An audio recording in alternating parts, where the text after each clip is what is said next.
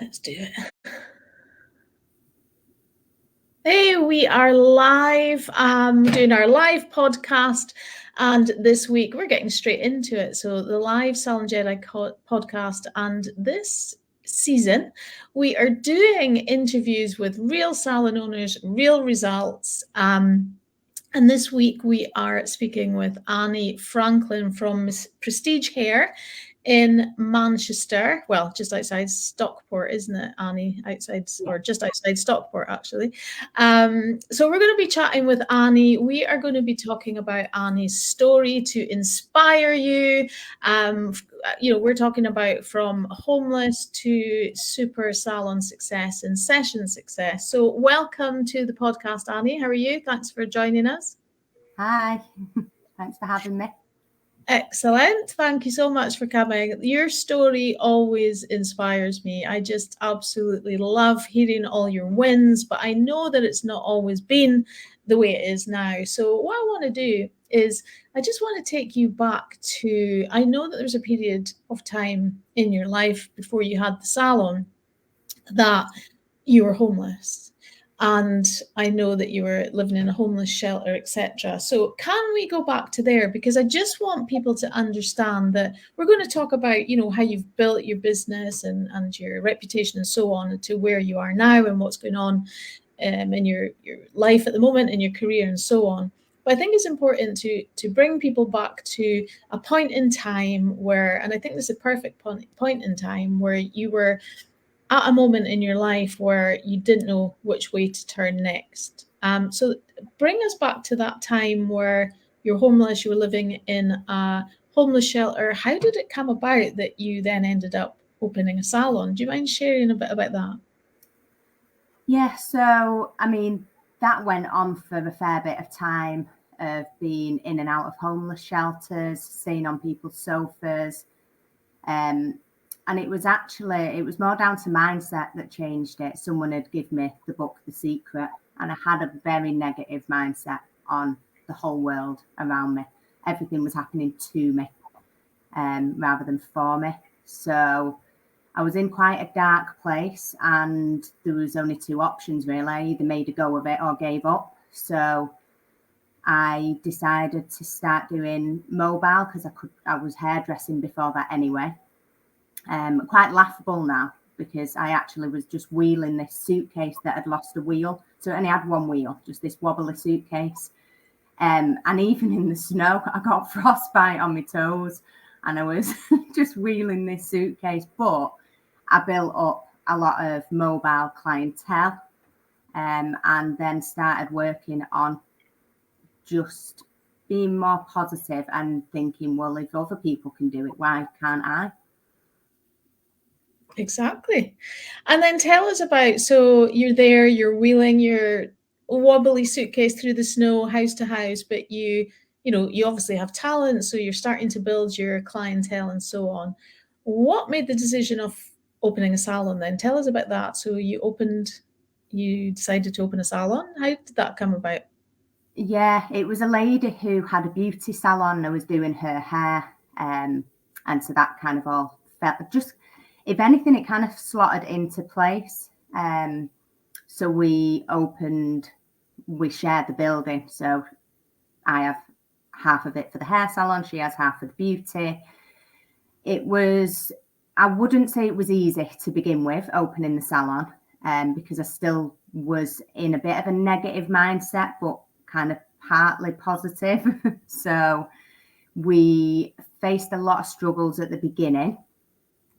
Probably not as bad as wheeling a suitcase in the snow, but there was still struggles at the beginning and we weren't making many profits. I was working a lot of hours on the tools. I can't even imagine how many, to be honest, probably 70 a week, I reckon, because I thought you had to work hard. And that was the only noble thing to do, was just to work as hard as I could. Yeah. And then it's common. It's so common in the sense of, and if the profits aren't coming in and you don't really understand why they're not coming in. You don't understand the numbers and so on. The logical thing that we think in our mind is just work harder. I just have to do more clients. Let's just work harder. And then obviously the more you're doing that, you don't even have time to step back and look at, well, how do I make profits in the salon business? What is going wrong that I'm working already 40, 50 hours, but not making profits, and jumping on that only solution of, well, let's do 70 hours instead and burn ourselves out completely just to make a living. It's so common. So you find yourself in this place, and then I know that shortly after that we met. Tell us about how, so I know that you're a part of Salon Jedi now, the Salon Jedi Academy that we have, the training academy. Tell us about how you came across that. How did we meet? You popped up on Facebook. It was the Bounce Back Challenge, which, if I remember rightly, was COVID times, maybe lockdown times, I think. Yeah. I went on that.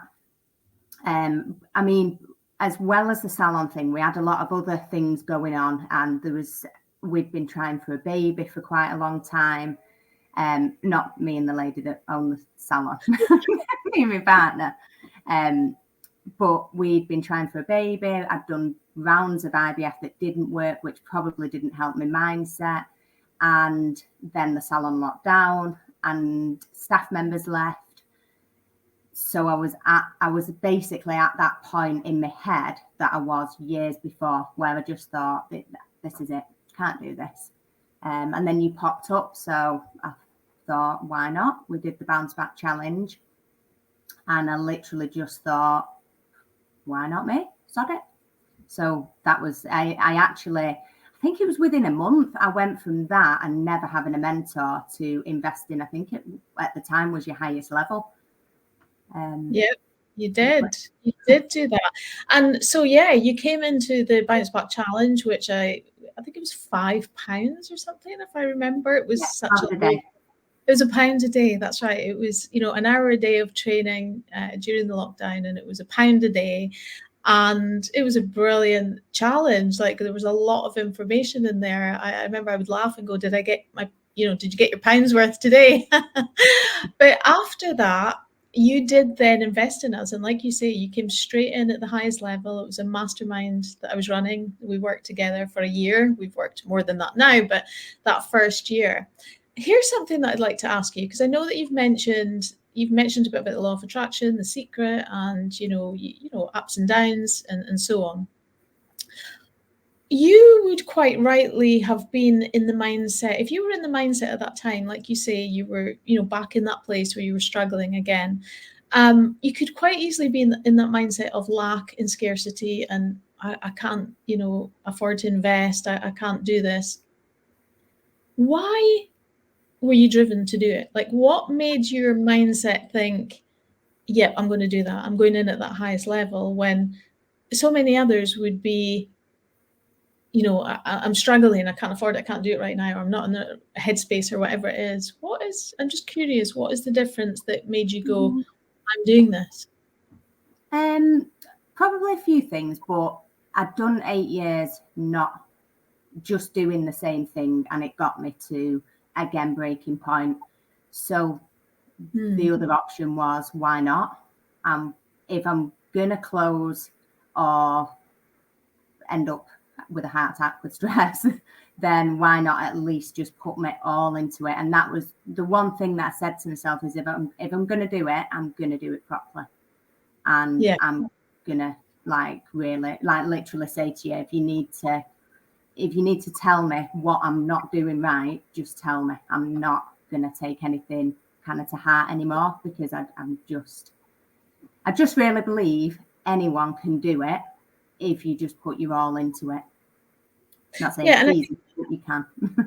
Yeah, and I think that helps as well. Here's the thing. It's like, when you're investing at that highest level as well, you're going to do the work.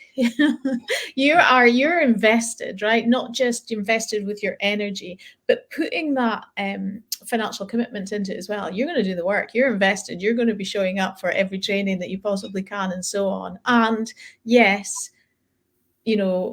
when you're working with me at that higher level and we're more involved, which we were, like in the mastermind, we're meeting every 2 weeks, in the WhatsApp group constantly and stuff like that. Oh, I'll kick ass if I need to, if people are not doing the work and that kind of stuff. But it's for your benefit, right? It's for your benefit, because I know what it's like when we get into that kind of, we need accountability sometimes, and some people need it more than others. And it's just that reminder and that accountability that we have to do the work.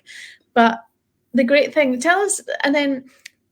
about taking action and doing the work is, though, you start to get results. And this is what I want to talk about. I want to kind of give a bit of inspiration to people that when you do get your mindset in check, and when you do get that commitment of, I'm all in, I want to see what I'm capable of. As you said, it was almost like nothing to lose now. That, what more can I lose, really, apart from some financial, like an financial investment, but I'm losing out so much anyway, that's going to be gone in no time anyway.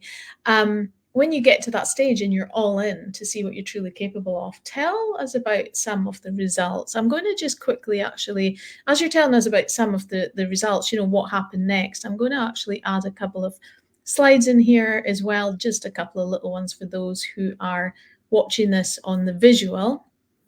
Tell us about some of the results. This is you here back in one of the homeless shelters. Yeah, really bad picture of me in a homeless shelter, angry at the world and anything going on around me. And then here's just talk us through a couple of these pictures. So I've got a medley of pictures here of you in action, doing hair. Like, give us an example of some of these pictures, the kind of life that you've started to create now within your career. A couple of those pictures are when I joined the Dyson Roadshow, which was traveling around the country. I dug down as well, doing the mindset. I dug down into what I love, and I love travel. And I thought, well, what better than to get paid to travel, doing something I love. So that was the Dyson one. There's a couple there I've done. Paris, I think that was Paris. Yeah, Paris Fashion Week, London Fashion Week. And then we've got some other pictures there, which is awards. And the most recent one is the fellowship, hairdressing fellowship, where I got accepted onto Project X. So amazing. I just went for opportunities, and that was one of the things I said to you at the beginning, that I'm just going to apply for things, and if I don't get them, I don't.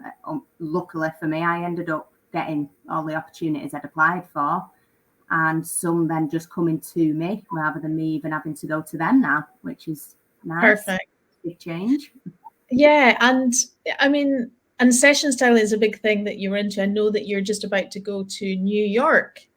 Is that right? Yeah, I lost my passion for hair running the salon because of the stresses that got in the way. So when I took a step back and I came off the tools to have more freedom, I then ended up thinking, actually, I do like hairdressing. That was why I got into it. I just happened to think opening a salon was the next step. So I then went into session styling, which I absolutely love. Can't get enough of it. And yeah, fly out to New York in a couple of days, actually. And then the minute I land, we're doing London. So it's amazing. Right. Okay. Share a little tip then, because people who want to get into, I'm not talking about, how'd you get into session styling? What I want you to share is share the tool that you use, that I share with my Jedis, that I use as well. Right? You know what it is. Share the tool that you use for manifesting that has helped you achieve all of these opportunities. Because this started somewhere else, like it started in your head, but then where does it go after your head before it becomes a reality? Dream book is key. So anything that I think of, I put it in the dream book, print out pictures, random pictures, like the logo, I think it was, for Paris Fashion Week. And then I like looking back through it now and thinking, done that. To be fair, when most of them went in, they seemed quite like unachievable. They were that far away from me. But once I put it in there, they suddenly seemed more achievable, and then happened. So tell us, so just to recap, if someone's like, what are you talking about, a dream book? Just give a little bit more detail. So it's just any book, and then you're putting in visions and pictures and words of what you want to achieve. Is that right? To help manifest it? Yeah. So any book, although I did go to W.H. Smith at one point and looked through them all and saw what I was drawn to, and I loved my dream book. And then anything that comes into your mind, if you're just really daydreaming of what you would love in your life, either print a picture out of it or cut a picture out, or even just writing. I mean, I've wrote figures is a big thing for me. So I write numbers. So I did it with my car. I wanted this new car. I wanted it at half the price. So I wrote the figure I wanted it for. Didn't know how it was going to happen. I just knew it was going to happen. And then randomly, my boyfriend got a job working for an auction, which is where they bought like crash cars. That one came up. We fixed it. I've got it for half the market value. Amazing. And do you know what? It's funny because people think, you know, we train at Salon Jedi Academy and we train at the highest level, as in, you know, marketing and systems and operations manuals and all of that kind of stuff. But a huge part of what we do is actually helping people retrain their brain and how to use dream books and how to manifest and so on. And you are a prime example of what can be achieved when you use that dream book. So even for all of our listeners or anyone watching this who is a Jedi and are in the academy, never forget the power, because some people come in and they use the dream book for a while and it works. It's like, great. And then things start to show up, which are great in their lives for a while. And then, of course, when things show up and they're great for a while, we can easily forget what got us there. So we forget to use the dream book. Have you ever had that? So then you forget to use the tools in the dream book. And then all of a sudden, you know, time passes and you're like, oh, I'm not getting the results. And we maybe hit a few challenges, whatever it is. Then you're like, I haven't been using the tools. I haven't been using the dream book for a while. Have you experienced that before? It actually happened this month. Well, last month.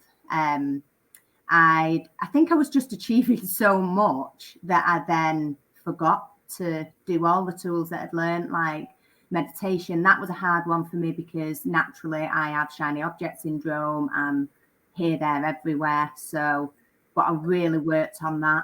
And then the dream book I find is fun. And that's what I need, to just have the fun time of creating rather than thinking of your worries. So I fell off track over Christmas, after Christmas, back into just drinking and not doing the magic tools, basically, and noticed it around me. All these things were happening, which I then was thinking, oh God, why is this happening? And then I realized and thought, I know why it's happening. And I also know I can bring it back. That's the great thing. Once you start to realize that you are the creator and you're starting to carve this out from your own energy and your own mindset and so on, you remember, oh yeah, I can do this again. So you kind of fall back into your natural state of being the creator, as opposed to it used to be, you know, the natural state of you kept going back into your negative mindset. Whereas now, when you go into the negative mindset, your natural state is, oh, wait a minute, I don't belong here anymore. I'm going to go back to being the creator, which is brilliant. You use that tools so brilliantly. And of course, you joined us in the Maldives, another tick list of the dream book. You joined us in the Maldives. We ran a retreat for salon owners in the Maldives last year. And of course, because you were in at our top level as well, you came along to the Maldives, which was amazing. You ticked off, there were some things that you ticked off specifically from your dream book in that as well, wasn't there? Sharks, yeah. I always wanted to swim with sharks. There was a bit of a story behind that. They actually stopped the shark feeding, didn't they, while they were there? And I was like, what? That's in my dream book. That can't happen. And the couple were getting married, and we ended up doing the hair and the makeup and the DJing. Crazy, and they had such a good night, the staff, that they said, you know what, we're going to do the shark feeding. And then they did. And then the following day, we'd actually done yoga on the beach. I mean, I was probably still drunk from the night before or hungover, but I still did it. I said I was going to commit. And we got in the water, and all of a sudden this shark comes swimming with us. So it actually swam with me for a while. Yeah, exactly. Another one ticked off the dream book. And then, of course, let's talk about BHA. So again, the creative side. So you love the session side and so on, but you shot with us last year. You joined our Salon Jedi Academy art team, and you shot your own first image as well, which you entered into. Well, at the time, I'm sure you've entered it into more now, but last year entered it into trend image at the British Hairdressing Awards. The first time that you have ever shot and had your first image. And tell us how that went. Yeah, so got through to the final. So the BHAs, for anyone who doesn't know, is like kind of top level hairdressing. I'd call it the Oscars. And I went with yourself, Caroline, the first year. Never been to any award ceremonies. Awards were way out of my kind of headspace at the time when I joined. Now we're multi-award winning. But I joined you and you'd won, was it 3, 4? On that night you were there, there was 3. Yeah. It was, 3. So I remember seeing you come out from backstage, and that was the thing that I'd kind of zoned in on. And I thought, I want to walk out from backstage. So we entered the image. I got through to the finals, got my name up there in lights, and got to walk from backstage. Yep, your first year. So you came the first year, you watched, and you were like, I'm going to be walking out on that stage next year. I'm going to see my name up on those lights and so on. And although, we didn't win that year, but do you know what? It's, it like is one of the hardest things to get a British Hairdressing Award. I know that I won in my first year that I was there, and then didn't win for many years. I was a finalist, sometimes up for 2 awards, and I had a big dry spell of not winning at all until kind of started winning again. So, and it just makes you hungrier. It realize that, it makes you go back, it's almost like you now go, when it happens, like you go and you don't win, it's that question of, am I committed to doing this again? And knowing that feeling of the disappointment if you don't win and so on, am I committed enough to do this again? It either makes you hungrier, or some people go, maybe this isn't for me, whatever. I'm guessing it's probably made you hungrier. I don't know. Yeah, it was quite a good point for me, because I think I used to not enter things, or not even enter, just not do things in general because of the fear of failing. Whereas I never saw it then as a fail, because I kind of focused on the walking backstage. Next time I'm going to focus on actually holding the silver lady and walking home with it. Yep, packing it in the suitcase, putting it on your shelf when you get home, all of those things. It's like the more crystal clear you are with all that side of stuff is, it's focusing on the win, like you say, as opposed to the experience of even just being there and being a part of it. And then, of course, let's look at, just for those of you who can see this visually, I'm putting up just a few results from the salon of Annie that we'll talk about, a couple of them before we kind of tie up. Let me just ask you about, so it says here, it's such a specific figure, £240,240. Let me repeat that again, £240,240 in new client value in less than 3 months when we started to work together within the mastermind. Now, again, was that figure in your dream book or something close to that? Tell us about that figure. Yeah, that figure was the figure that I wrote in my dream book of what I was going to kind of take in, what I was building the salon to. And then we dug into like the new clients. I joined the mastermind and we were doing Facebook marketing. But alongside that, I was working a lot on client journey and how the whole process went of greeting people on the way in to how they left. So we were focusing on getting 100% conversion rate of people who came in for consultations, thinking even if we got an 80%, that would be good. But we actually got 100%. Everyone that came in for a consultation booked in.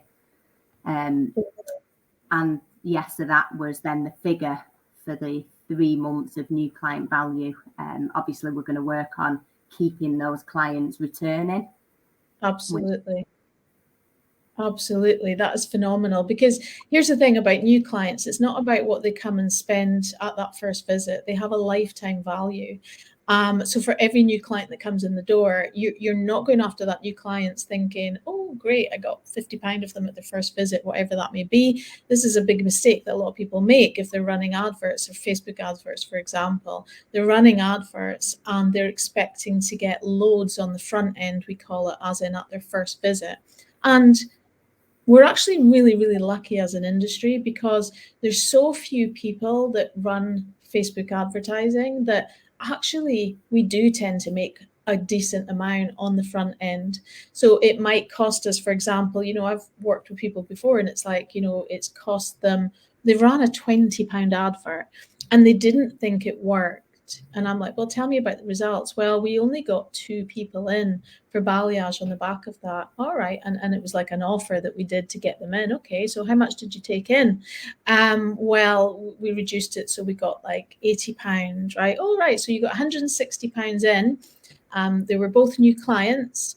And you spent £20 and you're telling me that didn't work, right? I don't know what people are expecting in their mind, like from, but it's up to us to convert them and also to keep them, as you say. But if we're making a profit on the front end, even just making something, because in a lot of businesses, they will run Facebook adverts and they'll just break even. They'll make nothing. So it'll cost them £100 to get a client that comes in and spends £100 and they break even on that first sale. And they're delighted because they're doing it because they're buying a new client and it's about what that client goes on to spend. So just a little point, I just wanted to a little tip that I wanted to throw in there for people listening to this is, there's a lot to Facebook marketing. And like you say, when you're getting that, if you're doing it to get leads and get consultations in that door and you're converting at 100%, that is absolutely phenomenal. Like there are many other industries and, that run Facebook ads that would look at that and go, get me into the salon industry,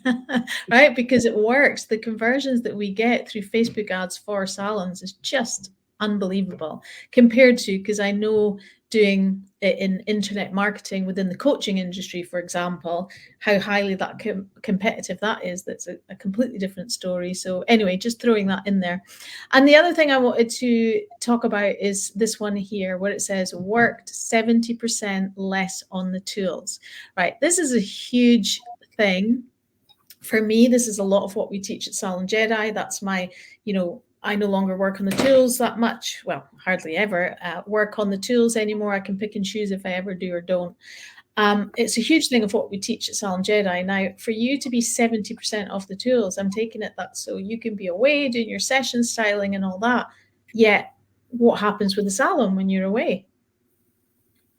So that is definitely that's the biggest thing that has helped me. I don't know how I actually can't comprehend in my head how I used to work there full time and build it up. The biggest change being that if I worked full time on the tools doing the clients, how could I then manage my staff and push them to go further? So I took a step back, which was really scary, but really worked. So the girls now, there's more places for them to go. There's more money for them to earn commission wise, because I'm not grabbing it all myself. And it's allowed me to have time off. So whether that's session styling or originally it was time off the tools to actually look at the business. I remember the first time I was doing KPIs and I Googled it. I couldn't work it out. And I actually voice noted my friend and said, what's KPIs? I need to know my KPIs for starting. Had no clue. Now I get it. And I see why you have these key performance indicators now. Yeah. Now I know what it's called. And I track them and the girls track them. So they're kind of in effect running their own little businesses from the salon, which Absolutely. Means the staff are more likely to stay rather than think, why am I working like this? And I remember in the Maldives, so we were in the Maldives together, and I remember you getting a text. I remember we were walking over to the meal, in the sort of grand finale meal, and I remember you saying that you'd got, you were getting updates from the salon, you got a text. I mean, they were knocking it out of the park when you weren't there, but they were delighted and they're texting you, telling you about it. and not, this is what you call building a high performance team, as opposed to you're going away and you're looking at your phone thinking, oh my God, am I going to get that dreaded phone call? You're looking at your phone thinking, oh my God, this is amazing. Look at the updates I'm getting. Share us a little bit of that before we tie off. What did that feel like? I built this thing in my head that I couldn't leave the salon or go on holiday, and obviously spent a lot of time reframing it, building the salon so it could run without me. And then for instance, the Maldives, went there. 2 of our team went to London to go up for awards. They won it. Customer service journey, we won while I was away. They then not told me because they wanted to surprise me the next day on FaceTime that I'd won an image award for the image we spoke about before. And then the next day I get a text saying they basically sold out of retail. So we had nothing on the shelves. Their aim was to clear the shelves. So yeah, there was that. Yeah. Really amazing. Good text. And they were proud. They were proud that they'd done it without me there. Yeah. And this is the difference. This is a huge difference when you have that intention. It's about building a high performance team that they're excited about what they're doing. They don't need micromanaged all the time. That, you know, it enables salon owners to step away without that fear of, you know, getting the dreaded phone call. It's, you know, it's having that confidence and certainty that when you step away, you know that the place is running systems and you know you've got a great culture in place. But, you know, it takes work. You were with us first of all for a year, you know, to start with. I think you've been there longer now, but it takes time and you have to take action. If I give you, we're going to sort of tie off now, and I want to thank you so much for sharing your inspiration. I'm sure that this is going to inspire many people. Your story is just phenomenal. How you use the dream book, how you take action, like how committed you are, that every opportunity you get, you just go for it. You just made it in your head. When I get an opportunity, I'm saying yes, right? You know, you've done it. You've stuck to your guns with that. It doesn't mean that you never experience fear, but you overcome it. You get through it. You're ticking off your dream book like nobody's business. You're winning awards. Like, you're really building a name for yourself in the industry. And I have to take my hat off to you. I am only a guide. I am just the guide. I help people. I give you tools. But what I like to think that I help you do is to tap into your own personal power and genius that is always there in people. Is always there in people, no matter how dormant it may lie for a while. And I just help people tap into that. And it's really you that does the work. It's you that then takes that over and goes out there and does it. So I have to say a massive congratulations to you. It's you that's done this, you know. So I'm going to leave you with the last word. For anyone listening or watching this today, what would be your kind of final thought if they're in a place that maybe they're a bit stuck, if they're in that place that you've been before, they're a bit stuck in their mindset or stuck in their salon business and so on? What's the last thing that last little message or tip that you would like to leave them with? Well, if I can do it from homeless, from a crappy estate in Manchester, then anyone can. Like, I really truly believe anyone can do it. It's just a case of working on it and understanding, having the tools of mindset, changing your mindset around. Amazing. Amazing. Thank you so much, Annie, and well done for investing in yourself, investing in your team. It's been a pleasure working with you, and may it continue. And I can't wait to keep watching you grow. And take care, everybody. Thanks for joining us.